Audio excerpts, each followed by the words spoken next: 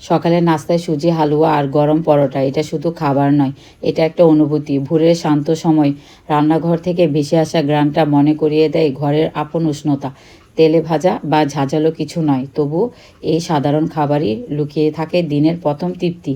সুজির হালুয়ার নরম মিষ্টতা আর পরোটার হালকা খসখসে স্বাদ মিলেমিশে এমন এক শুরু এনে দেয় যেখানে তাড়াহুড়ো নেই, আছে শুধু শান্তি।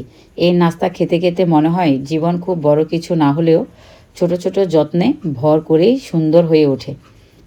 এটা বিলাসী কোনো টেবিল নয়, তবু এখানে আছে স্বস্তি, পরিবারের কথা, ঘরের কথা আর নিজের জন্য একটু সময়। সুজি, হালুয়া আর পরোটার মতো সাধারণ খাবারই শেখায় সরলতা ও পরিপূর্ণ আনন্দ দেয়।